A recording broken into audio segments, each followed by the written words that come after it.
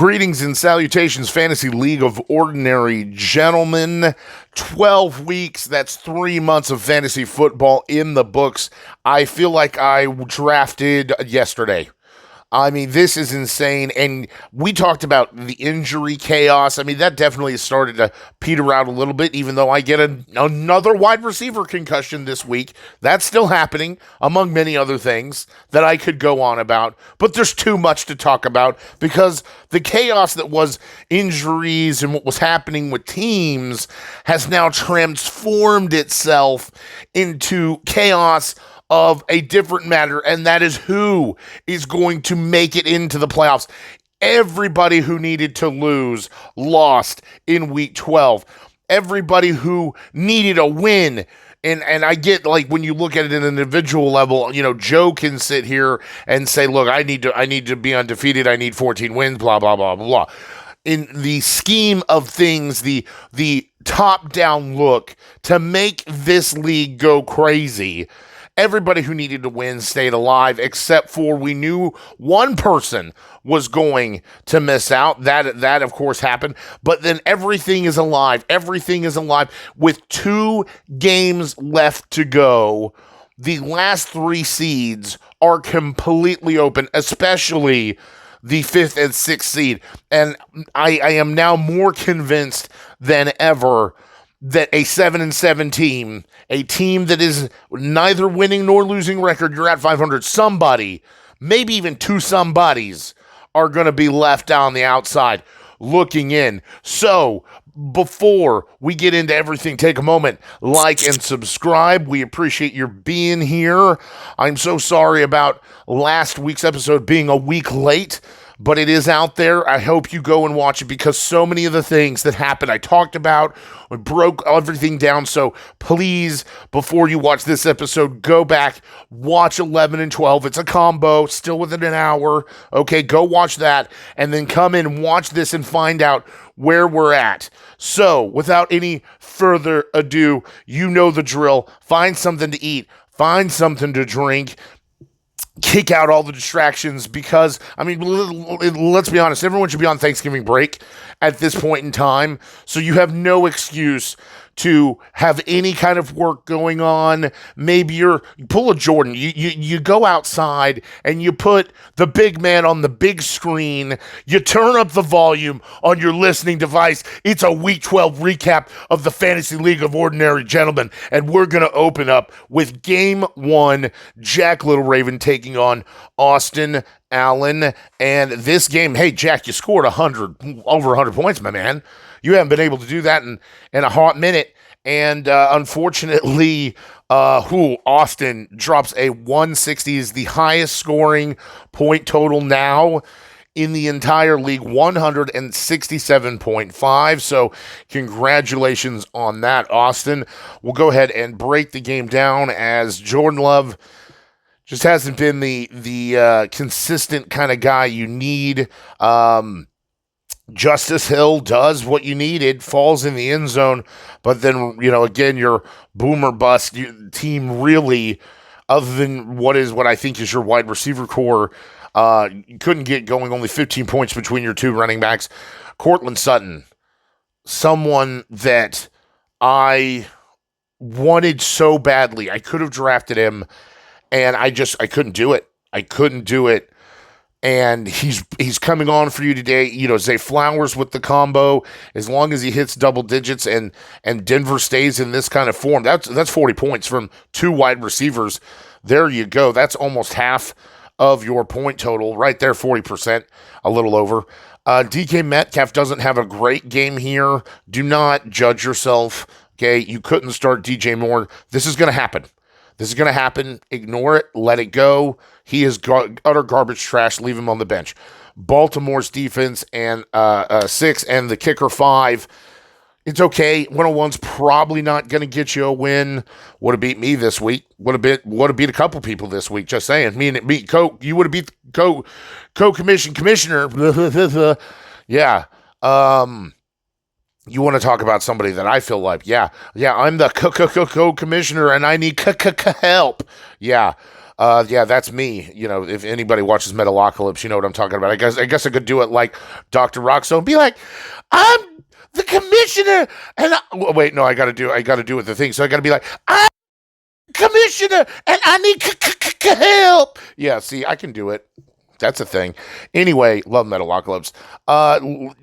Don't let me take away from what is just an absolute shellacking. Austin, unnecessary, sir. Calm yourself. I mean, you could have taken out like 3 players, been like a fancy gentleman before the afternoon games, my man. Jaden Daniels, I'm so sick of the nonsense. I am the last minute 80-yard touchdowns got to stop because it cost me a loss. I don't know if it would have changed much, but it didn't help. Saquon Barkley is easily becoming my vote for fantasy MVP. Man, if he just didn't have the injuries, you would have drafted him without a heartbeat over Jonathan Taylor, right? Joe, oh well. Jahmyr Gibbs, huge day, 90 yards, 2 touchdowns, 24 points. JSN, big day, 19 points. Who cares? Wan'Dale Robinson, hey, between the two of them, that's 30. Like that. George Kittle, 20 burger. And then, hey, look, Javonte Williams only scores 2 points.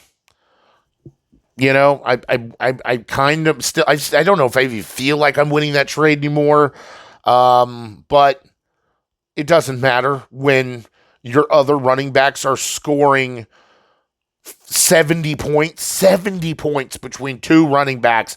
That's 2/3 of your opponent's score this week. It doesn't matter the defense. It does not matter that Jonnu Smith scores 23 on the bench.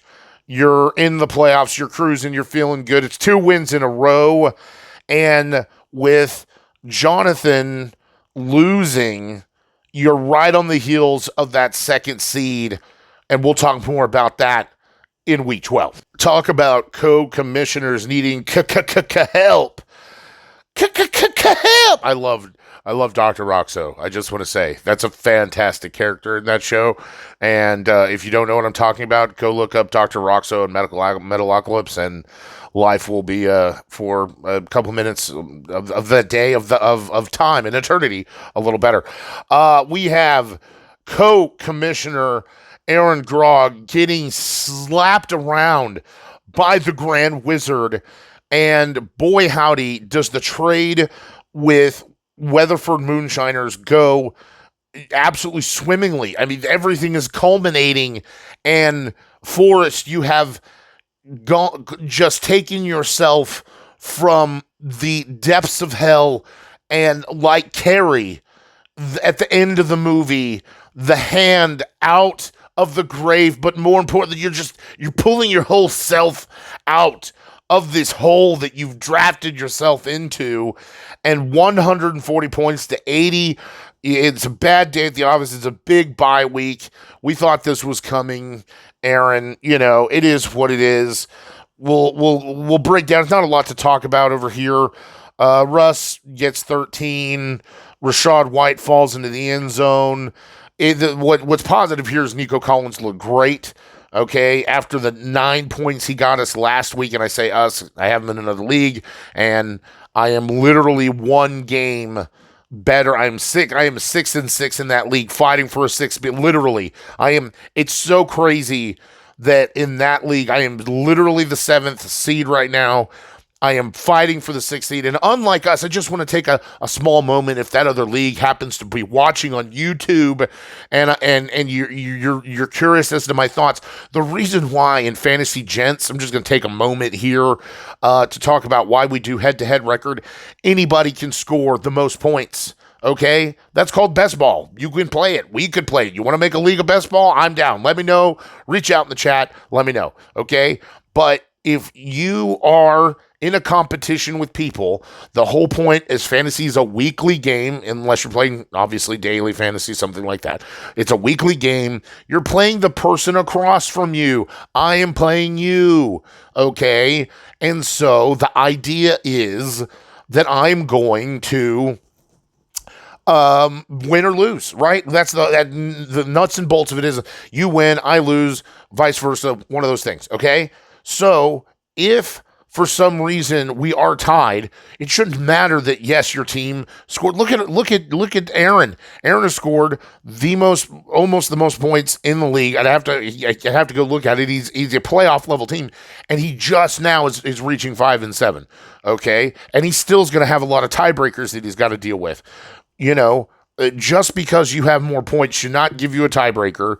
And that's why I'm actually not the 6th seed in 2 leagues, but on the outside looking in. Parker Smith and the Oklahoma City Sleeper Dynasty League. Just saying. But anyway, back to Fantasy Gents. Nico Collins, you like to see 20 points. Jerry Jeudy, 14. I really wish I had Jerry Jeudy too at this point in time. He would have been a nice pickup from the waiver wire. Laporta, 5 points. Hey, that's a lot better than my tight ends. Okay, just want to say, Quentin Johnson, big old goose egg. 6 from the defense, 5 from your kicker, 80 points. It wasn't going to happen. And Forrest, my God, big dog, it is just a Alabama ass whooping over here. And let's just start with Bo Nix, who has been a little revenge game. Okay, because he was on Aaron's team for a hot minute. I was going to pick him up, but there's just certain players, man, like Taysom Hill, on my team, and I can guarantee you go to anybody's team, we all have been picking up people at this point in time that somebody else has dropped or traded, in this case traded, because you just can't hold on to things. Your team, going back to it's a weekly game, okay, you've got to make decisions for the best outcome of that week. And if you don't, things get stagnant real quick. And look at Brauc, and I'll admit Brauc kind of held on there for a hot minute, but he did make some necessary changes, and look where he's at. But then the Forrest is the prime example. Brauc's getting a lot of luck too. I'll just throw that in there. Better lucky than good, Brauc. Not dogging you, but Forrest is the prime example of you put shit together and you're a goldfish, you have a 2-minute fucking memory, and you find the win every week, and he's doing it. Aaron Jones, 20 points. Even could have been more, actually could have been over 20 had he not fumbled the ball. Montgomery, end zone, again, 16 points. Cedric Tillman, really bad day. You weren't going to, there's nobody on your bench you were going to start. He'll have better days, but combined with Jalen Waddle, this is the Jalen Waddle that I was looking for when I drafted him, that Chandler was looking for when he traded for him, and now you are seeing the benefits of. It's still going to be a little bit of a roller coaster, but much like Aaron and Nico Collins, you love seeing that. Travis Kelce, double digits, fine. Tank Dell gets his 10, great. Houston's going to be a great defense. You're not dropping it. You're stashing them. It is that time, especially, let me say, if you make the playoffs, Forrest, you become I swear to Christ, if you steal a playoff seed from me, you bitch. We're gonna have an interesting talk in week 13. And Elliott, the kicker, it's 140. Congratulations. Staying alive. And so much to talk about in week 12 for both the co-commissioner and the Grand Wizard. Game 3 of our week 12 recap gives us Aaron Felch, and we talk about everybody who needed to win is staying alive, overcomes Jonathan Andrews, and it was close. Oh, it was close. He was going to maybe score more than you this week, but the fantasy gods, they're cruel. They give you hope. They let you hold on. But maybe it's mercy for how bad the season started off against you. The most points scored against, and here you are 5-7 with a chance to still make the playoffs. Congratulations, Mr. Felch, the lone Badger, the lone Wisconsinite. Jalen Hurts, not a great day. 15 points. Joe Mixon comes crashing back down to earth with 9 points. Hubbard, makes up for it with 15. It's over 20. Okay, that's huge. Jaden Reed, bad day at the office, but then the center part of this team explodes. Lad McConkey, who's winning you games, man. Winning you games, 14 points. Hawkinson, who sat, you had to suffer through. No Hawkinson. And here he comes, getting you wins when you need it the most. 18 points. Kyron Williams, just, man, you're just, if you get the 10 points, you're just happy with that, I think, at this point in time. That's just where he is. Minnesota 6, the defense, and Gay, the kicker, 6. Don't judge yourself for Michael Pittman. This is Anthony Richardson is not going to have these kind of numbers with these guys. And all he does is vulture things from Jonathan Taylor. You're not starting Michael Pittman. Maybe we're starting Tony Pollard over Chuba Hubbard, but I with the history, I think maybe just looking at matchups, I get it. In this game against Houston, you're not doing that, and there's nothing else going on here. So you come out with the win. You're not worried about. You just like to see that even on the pit, you've got production. You're still happening. You're scoring over 100 points, and it's more importantly, Aaron, it's a win when you needed it the most, as we said earlier. Jonathan, tough loss, man. Doesn't matter. The biggest worry here is it allows Austin and those that went 7-5 to still be in the hunt for that second seed. So as soon as you can hit that 10th win, that goes away. If you can, and then the only person you're worried about is Austin. If he can have it, he's the only one within 2 games who can theoretically catch you. But again, the tiebreaker, obviously, in your favor. So your only worry is, can he get the better record? So that's the only concern here. The 2 or 3rd seed clearly are, I think, in your gentleman's favor. We'll talk more about that with the standings. But a big win. That's the thing here. CJ Stroud, you like to see that he hit double digits. 15 points, okay. Would have been a little more, but he throws the 2 interceptions. So really is a 19-point day, which you vastly needed. You see what happens when Nico Collins back. Ken Walker and Amir Abdullah, what a pickup, man. I was going right after him. It's just been so crazy, and then finally get on the break. I mean, I digress. You're not going to get everybody, but I mean, great play on a week where you have a super heavy bye week with no Breece Hall, rightfully almost is like a game-winning pickup. I played him in my league because I was down some heavy bye players as well, and I got away with a win too. So yeah, the big pickup for you, sir. D-Hop and Worthy, it comes together for over 20 points. That's what you need. Bowers, solid day, scores more than my tight ends. Well, technically, I forget. Mark Andrews did score 15 points on my bench. Doesn't make a difference. Slayton, big old goose egg. That probably is the difference here in the game. You play Jacoby Myers, and it's another big day, big dog, and a secure second round or second seeded first round bye. I always fuck that up. But you're not playing against Denver. Not with Patrick Surtain. You're not blaming yourself here. It's okay. It's okay. Shh, it's okay. Life goes on.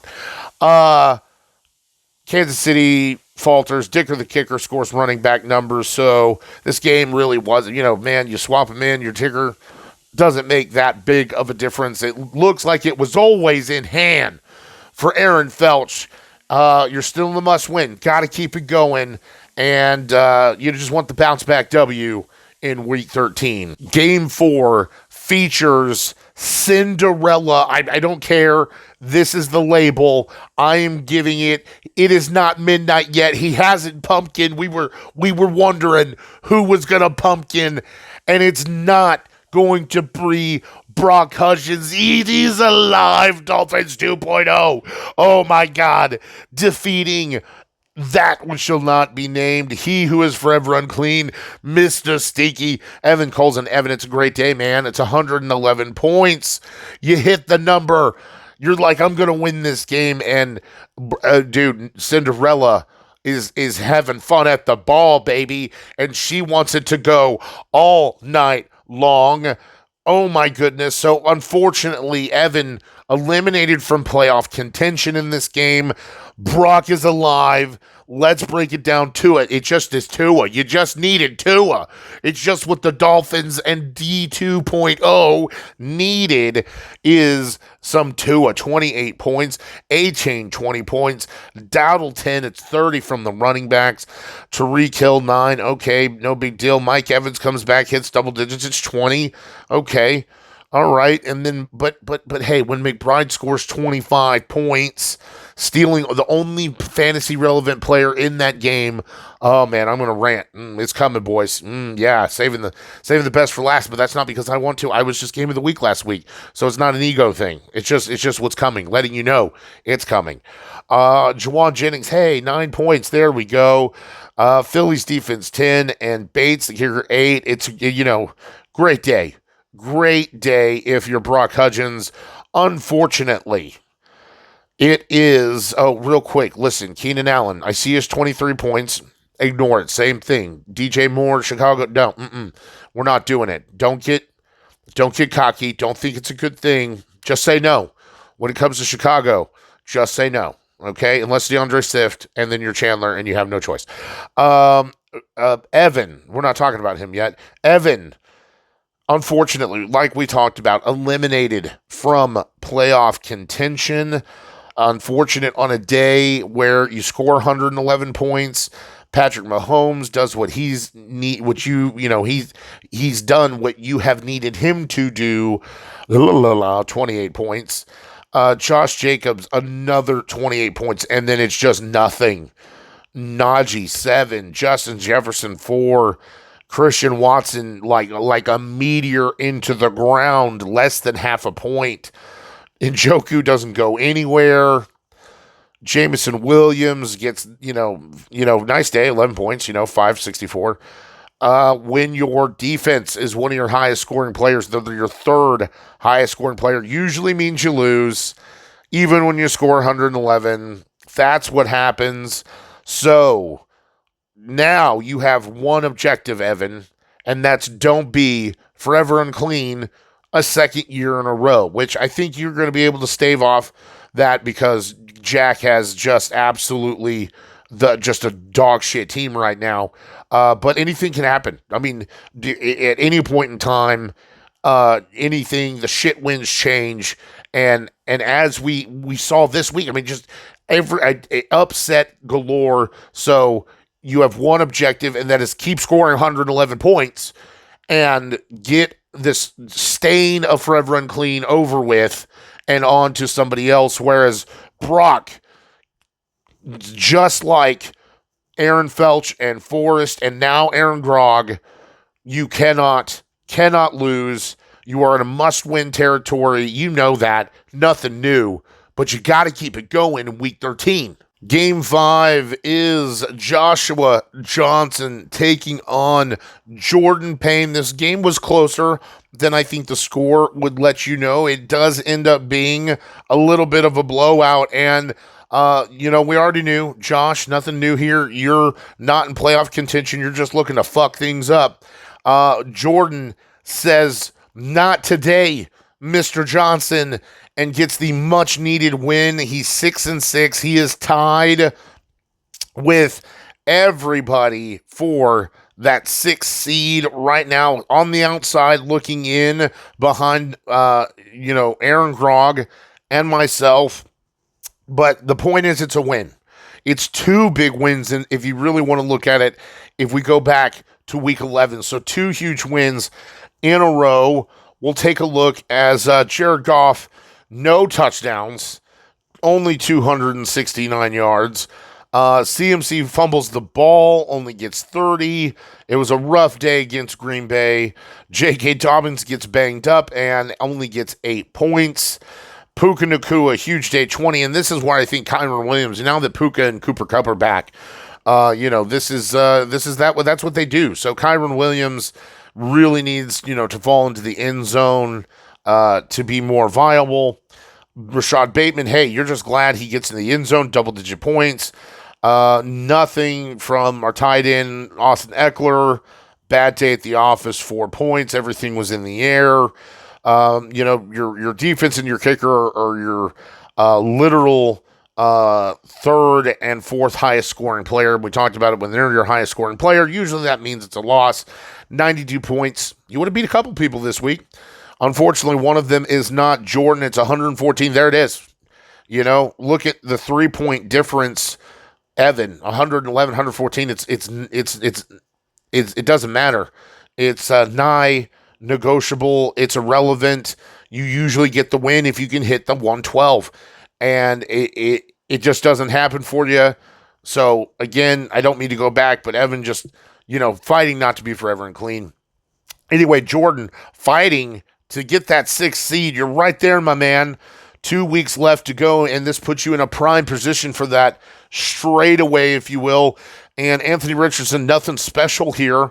Just, fucking things up in Indianapolis, but it's enough to keep you alive. Tyrone Tracy could have had a better day, but fumbles the ball. Hunt, average, 11 points. Cup is the big play here, 20 points. Josh Downs, again with Anthony Richardson, the stack doesn't do anything. What a pickup.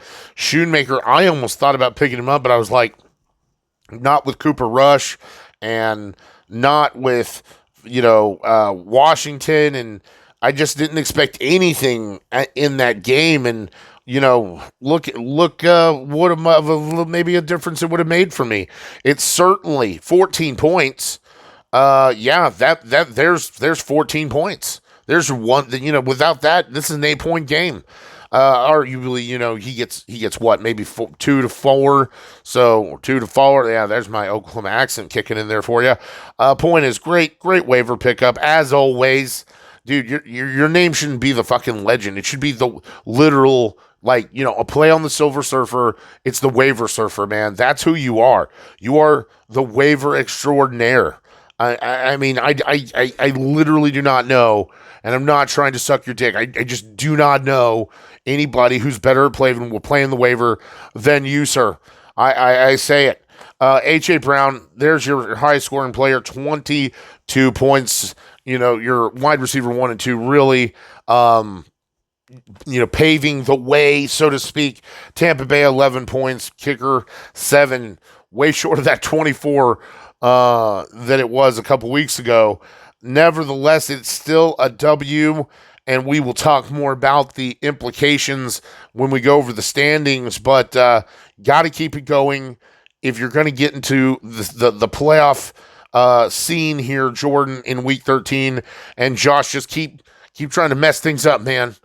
Don't give up. Never surrender. Game 6 has Mr. Consistency, Derrick Ash, returning to form, and he does what we needed him to do, and that is topple Brennan Scala. You did it. You did it. Oh my God, Derrick, I'm so proud of you, man. If there was anybody who could do it, it was you, and I get it. It's a big bye week for you, Brennan. It's all hands on deck.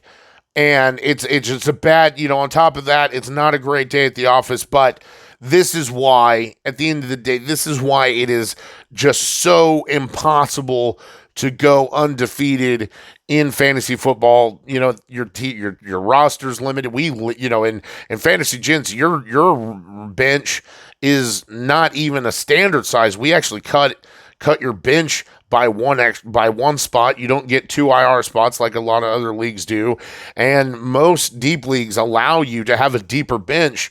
We don't do that, man. We kind of force you to play the waiver wire here, and we like that active waiver wire, and we like that the dynamic causes a lot of player movement. So it's one of the things we definitely do different here, and that, of course, leads to situations where you have a heavy bye week, and you end up losing. And so going undefeated here in any fantasy league, but much less fantasy gen, super hard. You made it very interesting, Brennan. 11 wins. You had my butthole puckered there for a hot minute. But like I said, if there was anybody who could do it, it's Derrick. It's not really on a week that, like I said in last week's episode, it's not really something I needed you to do. I needed you to lose. That way you would, really have all three seeds that are left available wide open.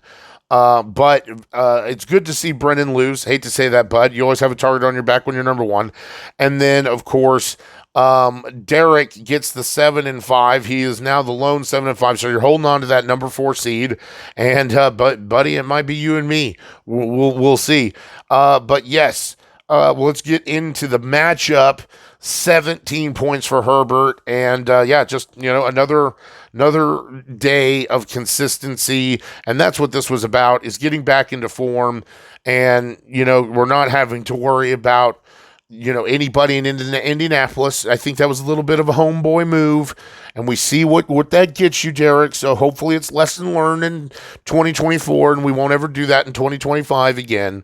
I do give you the notation that everyone was high on Anthony Richardson for some stupid reason.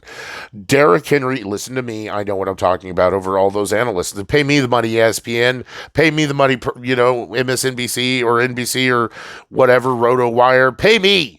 Hell, I'm more entertaining than those jackasses anyway.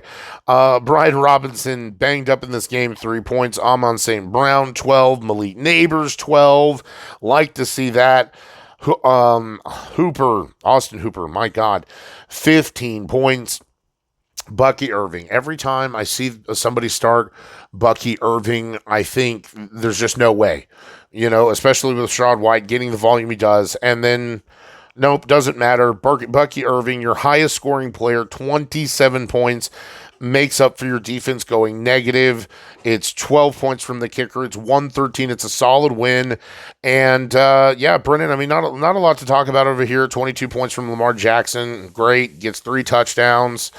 Nothing happening. A goose egg from RB2, which was nothing more than a boom-bust desperation play. San Francisco's defense goes negative. Calvin Ridley, man, that's just like a slap in the face to Aaron Felch. Like, literally, we're in a room of fantasy players, and like Brennan takes out his Calvin Ridley shaped penis that he picked up off the ground from Aaron Felch, and he just slaps Aaron Felch in the face every time he starts Calvin Ridley, and Calvin Ridley scores points. It doesn't help you win, but it is just disgusting to see him score double-digit fantasy points where all he did was just F Aaron in the ass all season. Schultz, there's the Schultz we love. 4 points, 16 points from CeeDee Lamb. Hey, at least he's relevant without Dak. That's what's important here. Aubrey, 10 points. So you knew you were probably going to lose this week. It's a big win for Derrick. You win one more, Derrick. Win one more. You're guaranteed to be in the playoffs. The only worry with your loss, Brennan, is that since Austin and Jordan are at 9, if you were to lose 2, they would be 11-3, and you'd be 11-3. But I don't want you to worry, because we're going to pull up the standings, and we'll explain why that's not the case. So here we go, and you are the unanimous. There's no way you're losing the number 1 seed. You beat, and I sent this in the chat, you have beat both Jonathan and Austin in the regular season. So in our league, we use the head-to-head record. So again, those of you who are watching and your league commissioners or the people in your league are only concerned with points for, you can message them and tell them that they're ignorant and stupid, and that just because someone scores more points than you doesn't mean that they deserve to win. And I'm not interested. The argument, here's the number 1 argument for points for over head-to-head. Oh, but the best team gets into the playoffs. Well, that's horseshit, okay? If you were the best team, then you would have the best record, okay? And just scoring enough points to put points on a board doesn't mean you deserve to be in the playoff or that you're the best team. I have seen teams, we are witnessing teams right now, Brauc and Aaron Felch, these guys, you almost could have written them off 6 weeks ago, and they are storming back. And it not only makes for a better show, but the fact that these guys, teams look at teams that are hot early and cold late. I'm trending in the wrong direction. Okay, Derrick was trending in the wrong direction for a hot minute. Brauc's on fire, Forrest's on fire, Aaron's on fire. You know, teams catch fire, they go cold, and that ebbs and flows with the NFL. It makes the leagues more exciting. So the idea that you could have the same record as someone, and just because they've scored more points from you, they're in a playoff position and you're not, and you've beat that person. And I'm literally dealing with that scenario right now. Whereas if you look in our scenario right now, I'm the 6th seed and I have beat out both Jordan and Aaron, who are, would, if they were at the same record as me right there. Now, in this case, Jordan, I did beat. So I'm just curious if Jordan has more points than me. Let's go check that out real quick.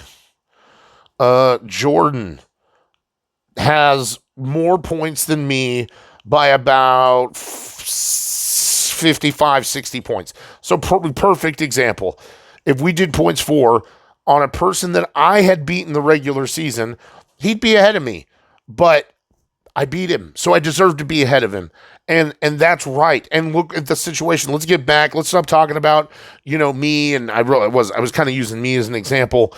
But let us go back and look at what it means. I was talking about Jordan, or excuse me, Brennan. No way you're losing the number 1 seed. That first round bye, it's going to you. Now, the second round, this seed number 2 is 100% up in the air.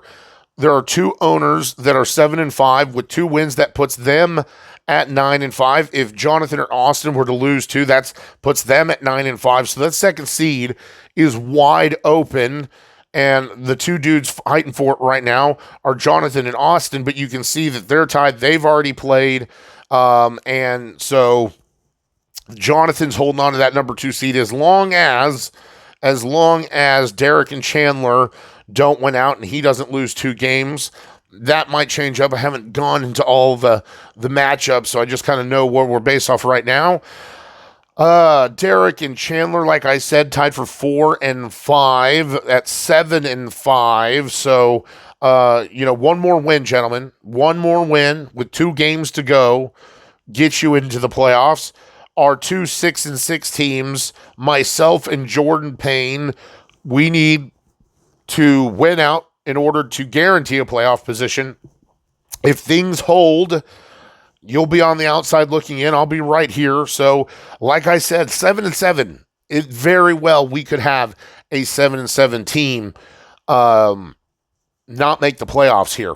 Right on the out, and everything's open. This 6th seed is completely open to everyone. 5-7. Are you ready? Forrest Dozier, Aaron Grog, Aaron Felch, Brauc, Hudgens. Four owners, all right there. And with 2 wins, that puts you at 7-7. It almost guarantees that you have a chance to make it.